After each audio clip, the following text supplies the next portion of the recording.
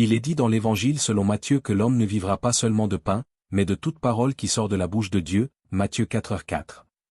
Et pourtant, chaque jour, nous sommes confrontés à des choix qui façonnent notre âme. Le feu de la foi forge notre caractère, mais certains comportements éteignent ce feu. Quels sont ces comportements? Et comment les surmonter avant qu'il ne soit trop tard? L'orgueil, un mur qui sépare l'homme de Dieu. Imagine un homme debout au sommet d'une montagne. Le vent fouette son visage, et à ses pieds s'étend la vallée de sa réussite, ses diplômes, sa réputation, sa richesse, ses conquêtes. Il a gravi chaque étape avec acharnement. Il a construit sa vie de ses propres mains. À ses yeux, il est son propre créateur. Mais ce qu'il ne voit pas, c'est ce que Dieu voit. Autour de lui, invisible à ses yeux orgueilleux, s'est élevé un mur. Un mur de pierre taillé dans l'ego, le mépris, la vanité. Et derrière ce mur, la voix de Dieu résonne, douce mais étouffée. Mon fils, donne-moi ton cœur. Proverbe 23h26. Mais l'homme ne l'entend pas. Il est trop occupé à s'admirer dans le miroir de ses œuvres. Trop absorbé par l'image qu'il projette. Trop fier pour s'agenouiller. L'orgueil est une forteresse intérieure, érigée pierre par pierre, souvent sans que l'on s'en rende compte. Un mot de reconnaissance refusé. Un conseil rejeté. Une correction ignorée. Un pardon retenu. Et ainsi, le cœur se durcit, imperceptiblement. L'orgueil n'arrive pas comme une tempête violente.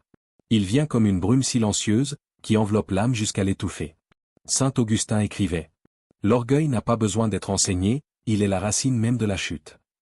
C'est par l'orgueil que Lucifer a chuté. C'est par l'orgueil qu'Adam et Ève ont mordu le fruit interdit, désirant devenir comme des dieux. C'est par l'orgueil que nous nous fermons à la dépendance absolue envers Dieu, préférant la maîtrise à la soumission, la gloire à l'humilité. Dieu résiste aux orgueilleux, mais il fait grâce aux humbles. Mais dis-moi, toi qui écoutes ces mots, as-tu récemment levé le regard vers Dieu, ou seulement vers tes accomplissements? Quand as-tu pleuré pour la dernière fois devant sa sainteté? Que fais-tu lorsque quelqu'un te corrige? L'orgueil est sournois. Il se cache dans le zèle religieux. On peut prier avec orgueil. Prêcher avec orgueil. Servir avec orgueil. Même notre humilité peut être une façade d'orgueil si elle cherche à être vue. Celui qui s'élève sera abaissé, et celui qui s'abaisse sera élevé. Luc 14h11. Jésus, le roi des rois, s'est abaissé jusqu'à laver les pieds de ses disciples. Lui qui pouvait commander aux anges, s'est fait serviteur. Pourquoi? Pour que tu n'aies plus d'excuses. Pour que ton cœur orgueilleux n'ait plus d'alibi. L'humilité n'est pas penser moins de soi, mais penser moins à soi. Tu n'as pas besoin de te dénigrer pour être humble. Tu as seulement besoin de reconnaître que tout vient de Dieu. Que ta force, ton intelligence, ta beauté, tes opportunités ou rien de cela n'est né de toi-même. Que as-tu que tu n'aies reçu? 1 Corinthiens 4h7. Il y a une raison pour laquelle l'orgueil est souvent nommé le péché originel. Il est la racine cachée de tant d'autres péchés. Le jugement des autres. La jalousie. La colère. Le refus de pardonner. Le manque de prière. Tout cela naît quand on pense que Dieu nous doit quelque chose, ou que nous savons mieux que lui. Mais si tu veux briser ce mur, commence par ces mots. Seigneur, je reconnais que j'ai cru pouvoir me suffire à moi-même. Cela ne fait pas de toi un faible. Cela fait de toi un fils, une fille, qui revient vers le Père. L'humilité est une clé. Une clé rouillée, ignorée, mais qui ouvre la porte de la vraie grandeur. Heureux les pauvres en esprit, car le royaume des cieux est à eux. Alors laisse-moi te poser une dernière question. Es-tu prêt à descendre de ta montagne pour rencontrer Dieu dans la vallée? Là où tu n'as rien à prouver. Rien à défendre. Rien à exhiber. Car c'est là, dans l'abaissement, que tu découvriras la véritable élévation. L'irrespect envers la parole de Dieu. Et si tu pouvais entendre Dieu parler, maintenant? Pas à travers un tonnerre. Pas dans une vision étrange. Mais dans les lignes d'un livre. Un livre qui prend la poussière sur ta table de nuit. Ou sur ton étagère. Ou dans ton téléphone, mais que tu n'ouvres jamais. Ce livre, c'est la parole de Dieu. Car la parole de Dieu est vivante et efficace, plus tranchante qu'une épée quelconque à deux tranchants. Hébreux 4h12. Elle vit. Elle coupe. Elle guérit. Elle expose. Mais encore faut-il que tu l'écoutes. Quand as-tu entendu Dieu pour la dernière fois?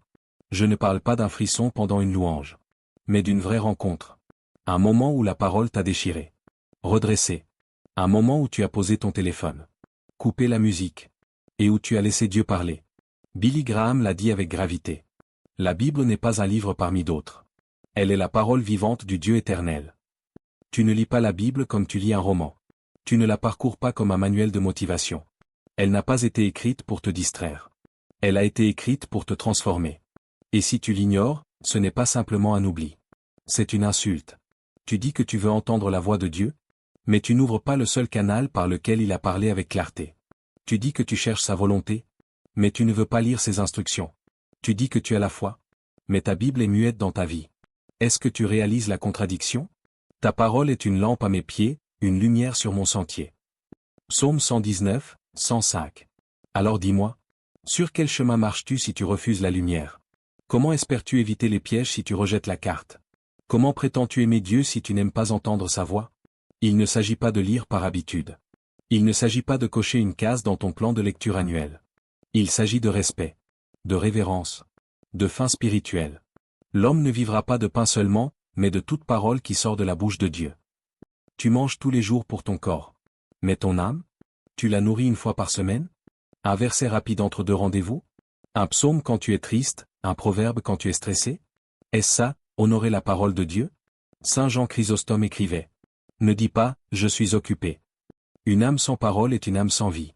Trouve le temps, ou meurs lentement. Tu vois? L'indifférence envers la parole n'est pas neutre. Elle te tue. Lentement. Silencieusement. Elle érode ton discernement. Elle rend ton cœur dur, froid, religieux, mais vide. Alors je te repose la question. Es-tu en train de prendre au sérieux chaque promesse, chaque avertissement, chaque commandement que Dieu t'a donné? Ou es-tu devenu ce croyant qui dit Amen à l'Église, mais qui ferme la Bible dès que le culte est fini? Ce peuple m'honore des lèvres, mais son cœur est éloigné de moi. Ésaïe 29, 13. L'irrespect envers la parole de Dieu, ce n'est pas l'athéisme. C'est la familiarité froide. C'est dire que tu crois. Mais vivre comme si ce livre ne comptait pas. Comme s'il ne portait aucune autorité sur ton quotidien. Tes décisions, tes émotions, tes combats. Tu ne peux pas obéir à ce que tu ne connais pas. Tu ne peux pas combattre avec une épée que tu laisses rouiller. Tu ne peux pas porter du fruit si tu refuses d'être enraciné dans la parole. Heureux celui qui médite la loi de l'Éternel jour et nuit. Il est comme un arbre planté près d'un cours d'eau. Psaume 1, 2-3. As-tu soif? As-tu faim? Ou es-tu rassasié de tout, sauf de Dieu? Ta parole, Seigneur, a été trouvée, et je l'ai dévorée, elle a été la joie et l'allégresse de mon cœur. Ce verset n'est pas une belle phrase pour un cadre mural. C'est l'empreinte d'une âme vivante. Alors, regarde bien en toi. Combien de fois as-tu ouvert la Bible, et refermé ton cœur? Combien de sermons as-tu entendus, mais n'en as-tu vécu aucun? Combien de versets sais-tu par cœur, mais qui n'ont jamais transformé ton comportement? Ce n'est pas le manque de connaissances qui détruit aujourd'hui. C'est le mépris silencieux. L'oubli dangereux. Et toi? Que fais-tu de la parole de Dieu? Il y a un moment, ce silence avant le premier pas. Ce battement de cœur plus fort que les autres. Ce vide dans la poitrine qui n'est pas un manque d'air, mais une lutte invisible, celle entre la peur et la foi. La peur n'arrive pas toujours avec des cris. Parfois, elle vient doucement, comme une brume froide au petit matin. Elle enveloppe l'âme sans qu'on s'en aperçoive. Elle s'installe dans les pensées, puis dans les décisions. Elle n'a pas besoin de chaînes pour emprisonner un cœur, elle suffit à paralyser la volonté. C'est ce que Jésus a voulu révéler dans ses mots puissants. Ne craignez pas ceux qui tuent le corps, mais craignez celui qui peut jeter âme et corps dans la géhenne. L'homme redoute la douleur, la perte, le rejet. Dieu, lui, veut que nous redoutions de lui tourner le dos par crainte de ce que les hommes peuvent faire. La peur est un piège silencieux, elle ne détruit pas directement, mais elle empêche d'agir. Elle transforme les appels de Dieu en projets remis à plus tard, et le plus tard devient souvent jamais. Pense à ces instants où tu as senti, au fond de toi, cet appel. Cette conviction forte que Dieu voulait que tu fasses quelque chose. Prier pour quelqu'un. T'engager dans une mission.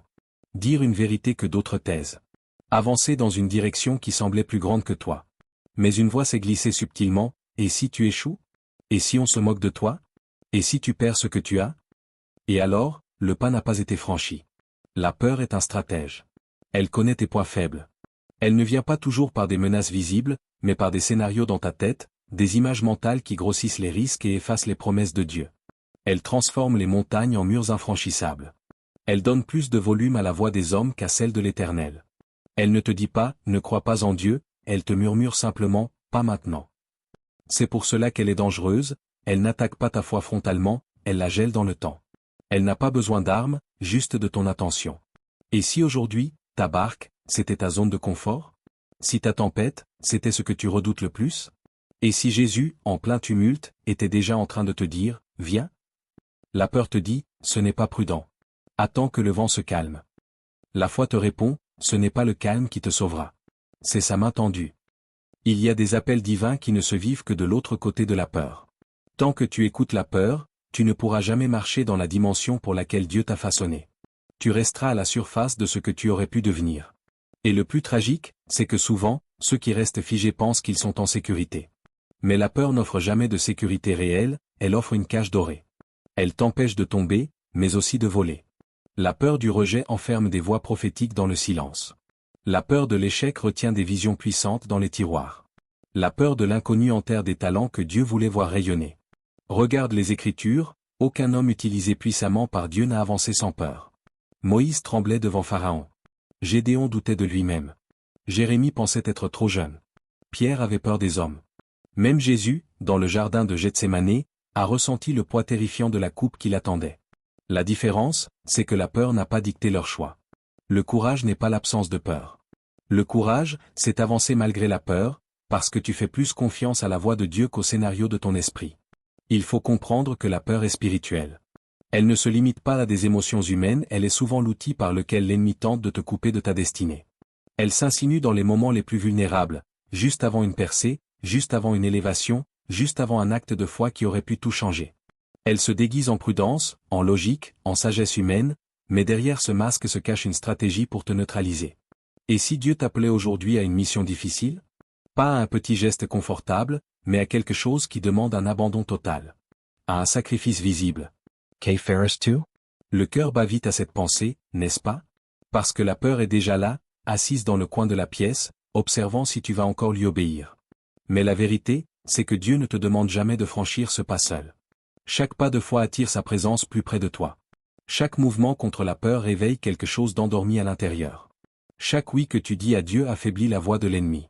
Et parfois, la plus grande bataille spirituelle n'est pas contre des puissances extérieures, mais contre cette petite voix qui te dit « ne bouge pas ». Ce n'est pas l'intensité de la peur qui détermine ton futur, mais ta réponse à cette peur. La paresse spirituelle. Il existe un silence plus dangereux que le tumulte. Celui qui s'installe quand l'âme s'endort doucement, sans bruit, sans combat. La paresse spirituelle ne frappe pas à la porte avec fracas, elle se glisse comme une poussière fine dans les recoins du cœur. Elle ne s'impose pas, elle s'installe. Elle se nourrit de lenteur, de tiédeur, de ce « je le ferai demain », qui se répète jusqu'à devenir un style de vie spirituelle affaibli. Saint Jean Chrysostome disait avec une clarté perçante. La paresse spirituelle est une forme de péché encore plus grave que la paresse physique. Car si un corps négligé s'affaiblit, une âme négligée s'éteint lentement. Regarde une plante qui n'est plus arrosée. Elle ne meurt pas en une nuit. Elle s'assèche feuille après feuille, tige après tige. Un jour, elle était pleine de vie. Le lendemain, elle ne porte plus rien qu'un ver fané. La paresse spirituelle agit ainsi, elle n'arrache pas la foi d'un coup, elle l'érode dans le temps, en silence. Il fut un temps où prier était une joie, pas une corvée. Où ouvrir la Bible était une source vive, pas une case à cocher dans un agenda. Où adorer ne dépendait pas d'un horaire, mais d'un battement intérieur. Mais à force de remettre, de minimiser, de laisser les jours passer, la flamme s'est affaiblie, non pas parce que Dieu s'est éloigné, mais parce que le cœur a oublié de nourrir le feu. La paresse spirituelle, c'est comme s'endormir sur un champ de bataille. L'ennemi n'a même plus besoin de combattre, il attend que tu t'affaiblisses de toi-même. Martin Luther King Jr. l'a bien dit. Si tu n'as pas de temps pour Dieu, tu n'as pas de temps pour la vie. Parce que Dieu est la vie. Ce que tu négliges n'est pas une simple habitude spirituelle, c'est la source même qui alimente ton souffle intérieur. La paresse spirituelle se déguise souvent en fatigue légitime, en manque de temps, en je ferai plus tard. Elle n'est pas bruyante. Elle est confortable. Elle s'assoit à côté de toi au petit matin et te murmure, dors encore un peu. Tu prieras plus tard. Puis le soir venu, elle te souffle, tu es trop fatigué, Dieu comprendra. Elle sait que l'apathie est plus efficace que l'attaque frontale. Et peu à peu, la voix de Dieu devient plus lointaine. Non pas parce qu'il cesse de parler, mais parce que le cœur s'habitue à ne plus écouter. Le danger de la paresse spirituelle n'est pas dans un grand péché visible, mais dans la lenteur invisible qui endort la vigilance. L'âme se désarme sans même s'en rendre compte. Les disciplines spirituelles deviennent des souvenirs.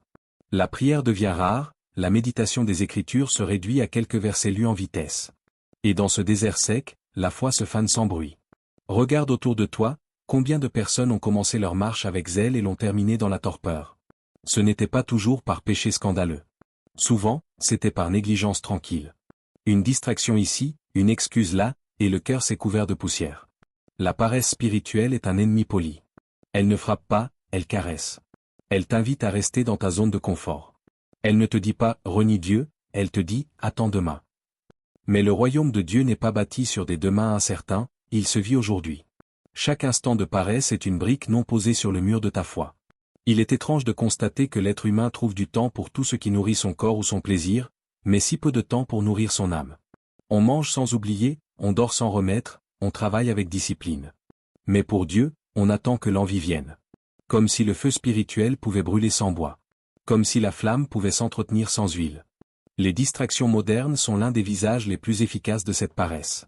Le téléphone qui vibre, l'écran qui scintille, la musique qui remplit les silences. On s'épuise à consommer tout, sauf ce qui nourrit vraiment. On finit par connaître les voix des influenceurs mieux que celles du Saint-Esprit. Et pourtant, Dieu n'a jamais cessé d'être là. Ce n'est pas sa voix qui s'est éteinte, c'est notre oreille qui s'est endormie. Ce n'est pas sa lumière qui s'est retirée, c'est notre regard qui s'est tourné ailleurs. La paresse spirituelle est perfide parce qu'elle ne fait pas mal au début. Elle donne même une impression de paix, pas de combat, pas de confrontation, pas de tension. Mais c'est le calme d'une terre desséchée, le silence d'un feu qui meurt. Ce calme, c'est celui de la foi qui ne grandit plus. Il suffit parfois d'un petit geste répété chaque jour pour rallumer la braise. Pas de geste spectaculaire, juste une fidélité ordinaire, mais constante.